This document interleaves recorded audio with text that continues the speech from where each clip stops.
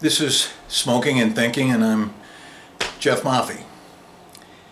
And I wanted to talk today about this thing that happened to me back when I was in graduate school in Los Angeles.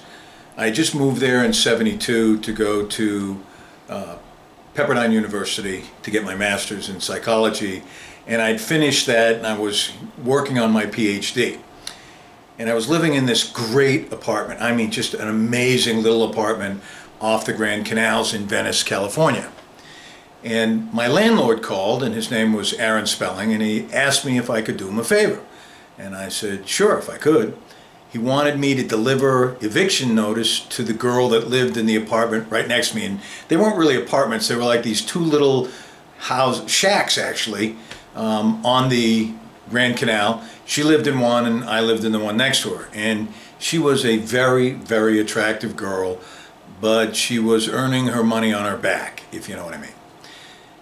So I guess he wanted her evicted, and in LA at the time, you had to hand deliver the eviction notice to the tenant. You couldn't send it to him, and it couldn't be certified. It had to be hand delivered.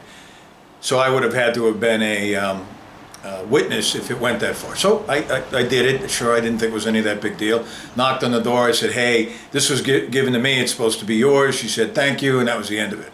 So I called him back, and I said, Mr. Spelling, I did it. No big deal.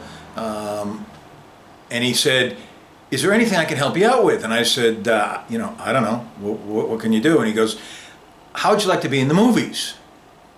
Now, for those of you who don't remember Aaron Spelling, he was like the biggest producer of TV shows. I think he did some movies. His daughter is Tori Spelling. And at the time, I think I'm not even sure she was born at the time because I was only 24. So, I was thinking about it. I was in graduate school. I'd wanted to be a psychologist since I was 13 years old. And being in the movies never really interested me. And the reason it never interested me is because the whole reason I went into psychology was to learn who I was. But I thought, hey, it's $500 a week, which back in the 1975 was a ton of money. And they fed you every day. And I was bodybuilding at the time, so I was like, ooh, cool. So I did it for a week, and I was on the Baltimore Bullets. The most boring thing I ever did in my life. I mean, just boring. And I was an extra. So that was over, and he called me up a week after it was over and after I'd gotten paid and everything. And he said, how'd you like it? And I said, geez, to be honest with you, Mr. Spelling, it was really boring. He goes, well, I'll tell you what. I'd like to put you on the Love Boat. And I was like, what do you mean? He goes, I want to put you on as an extra in the Love Boat. You wear a bathing suit. You just stand around the pool. He asked me if I was in shape, and I was in unbelievable shape back then because I was bodybuilding back in the day.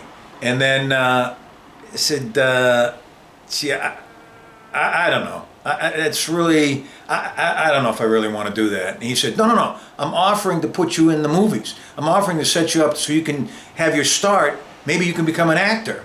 And I said, Mr. Spelling, I've been working my whole life to be a clinical psychologist. I'm not interested in going into the movies. It just doesn't interest me. And then dead silence on the other line. It seemed like for an hour, but it's probably 15 or 20 seconds. And he goes, really? You're not kidding? And I said, no, I really appreciate the offer, but I'm not interested. And I know I've told that story, and a lot of people go, why didn't you take that opportunity? Well, the reason was what I said. I have a difficult enough time trying to discover who I am.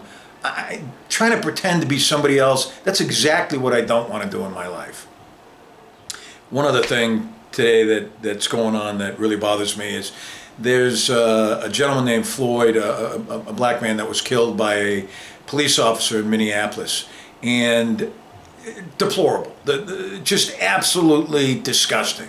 The cop, for me, this isn't a black-white issue. Probably everyone's going to turn it into a black-white. This is just a guy who has no humanity, no compassion, didn't care one hoot that this guy that he had his knee on was suffering.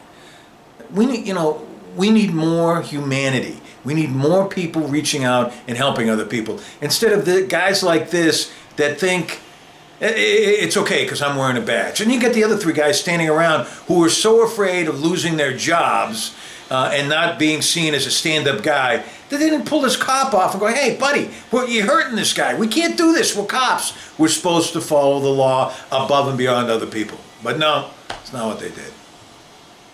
Just my 2 cents, for what it's worth.